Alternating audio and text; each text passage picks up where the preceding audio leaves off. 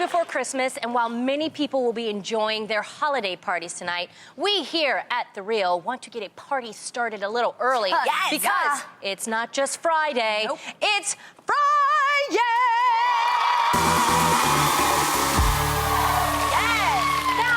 Friday without a little holiday drink, right? Agreed. Right. Today, we're enjoying the perfect beverage to sip on. Whether you're waiting up for Santa or getting ready to go out and be a little naughty, today's Friday drink is the Scrooge Spritzer. So good. Yes, Really, head over really to thereal.com to find out how you can stir up trouble with one of these cocktails or mocktails for yourself. Let's try it. Oh my God, it's actually super refreshing. It is. Very There's a nice refreshing. tart to it. And it just looks so darn cute. I know, right? It's very Christmassy. Perfect drink for your holiday parties coming up. Yes. All right, I so know. now, you guys, that we're in Great. the holiday spirit. Yes, we are. Ladies, are you ready for some Friday girl chat? Yes, please. Yeah. Good. Now, as we mentioned, it's the holiday season, and we just want to wish everyone who celebrates a happy Kwanzaa, Yes. all right? Happy Kwanzaa starts on the 26th of December and is a 7-day celebration meant to help African Americans reconnect with their African roots. Kwanzaa is all about honoring community, family, culture, and is centered around 7 principles: unity, self-determination, collective work and responsibility, cooperative economics, purpose, creativity, and faith. Great. And each is represented by 7 candles of the Kinara. And even though this celebration is rooted in African heritage, all ethnicities are encouraged to participate. I love that. All right? So, that's a good deal. I love everything that stands for. And you get, they usually hand make gifts for each night. That's my favorite thing about it. I've actually celebrated Kwanzaa before, and I love the fact that they really encourage people. It's not about buying materialistic things. It's about taking time and actually making things with your hands that you can give to your loved ones. And I definitely, I would love to celebrate Kwanzaa. Yeah. Wow. Yeah, I think it's a great family tradition. Well, from one celebration to another, it's almost New Year's Eve, and when the clock strikes midnight, many people cuddle up to their boo to ring in the new year with what? A kiss. Uh-oh. However, according to Cosmo, that midnight kiss is overrated. They say the theory that not kissing someone results in a year of loneliness is nothing but a superstition. Horrible. Also, what if you end up breaking up with the person that you actually kissed halfway through the year, and then you feel like you're stuck with the memory that, on New Year's Eve that year, I kissed them? Yeah. So, ladies, when the ball drops on New Year's Eve this year, do you have to have some lips to lock? Oh, have to have lips to lock? No. I think it's nice, though, to have some lips around. Yeah, it's nice. It depends, because once that ball hits, I be like looking for a cute guy. Like, where are you at? God. Do you always kiss somebody on New Year's Eve lunch? Depends. It depends on how he looks. So that's what I mean. For a lot of years, I was in a relationship, and I didn't have anybody to kiss on New Year's Eve. I usually was like chilling by myself, or like we were working, so Adrian was doing the solo kiss. Yeah. Well, the thing is, I'm usually working New Year's Eve. Yeah, That's the same. thing. I'm usually working, so I'm always with someone. This New Year's Eve, though, I'm going to be in Mexico. That's what I'm going to be. Yes, I'm going to be there. Nice. So I just think that, especially when you're single, I think you should always plan to do something for the holidays, because the holidays can always be, it can become a lonely time, especially if you're single and you feel like you don't have anybody. Yeah. So I think that you should always plan something, but I don't think a kiss is necessary. Yeah, just make it festive. You could be going out with your girlfriend. You could be on a vacation in Mexico with a great group of people, and just have fun. It's not always about a kiss. I'm glad to hear you guys say that, because I never thought about having to start to position yourself inside those thoughts until now being single, because it's still so fresh. I'm still going through this, you know?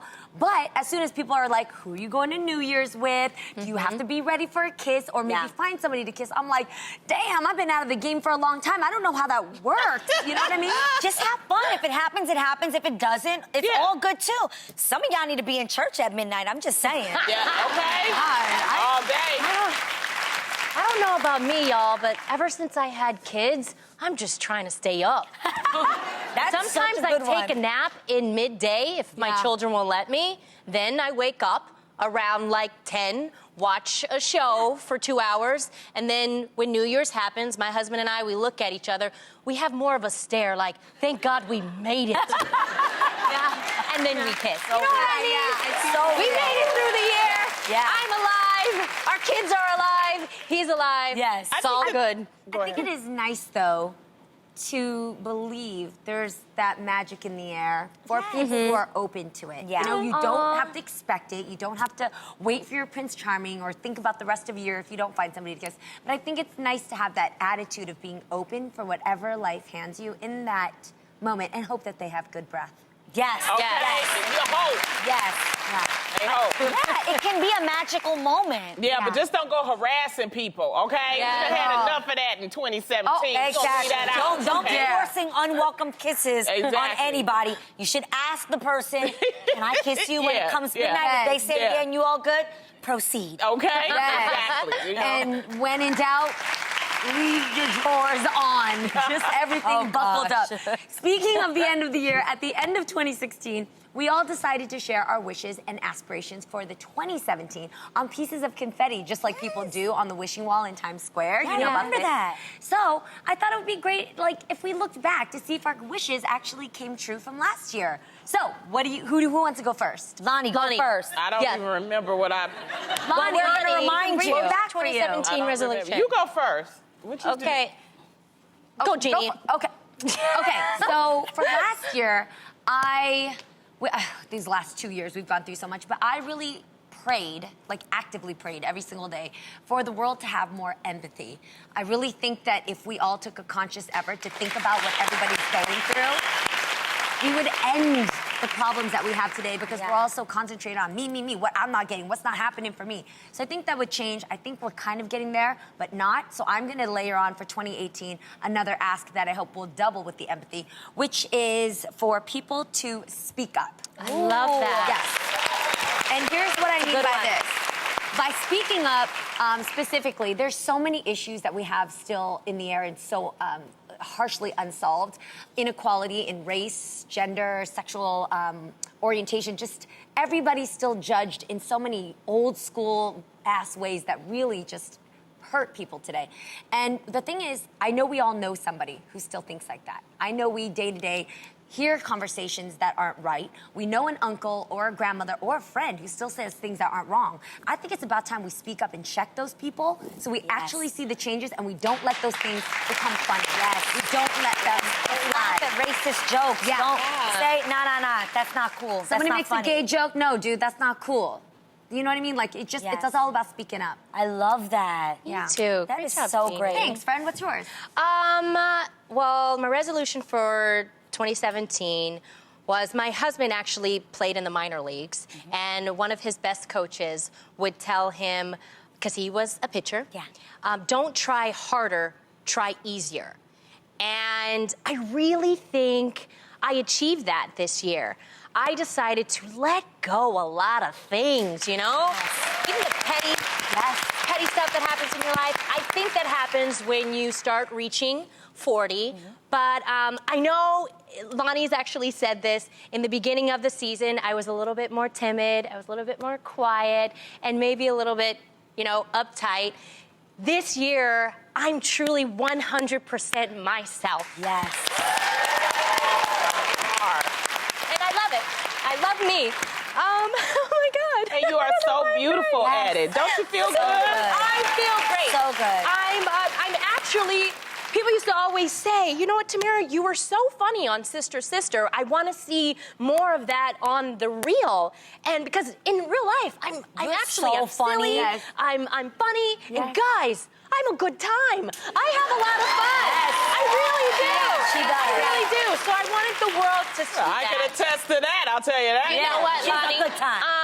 Anyway, so I'm happy I achieved that. In 2018, now that I've worked on, myself and I've let go a lot of things, now I want to work on my body. I want to be in the best shape of my life. I love that. At 40. Yes, Do you I know get what it. I mean? Yes. And I'll be able to appreciate it because I worked here first. Yes. Ladies and gentlemen, always work here first before you work on this. Yes. Because sometimes when you work on this, afterwards, you're like, holy crap, I still have a lot of work to do here, and you're not able to appreciate all the changes that you've made. So yes, I'm gonna be in the best shape of my life. 40 and fabulous. 40 fit and fabulous. Yes, 40 fit and fabulous. Kylie did evolve this year, though, Tam. We call Tam Tam, but behind the scenes, I joke with Tam because now she's real cutting. She'll check you when you need it, and I've decided to call Tam not Tam Tam, but Damn Tam. Yes.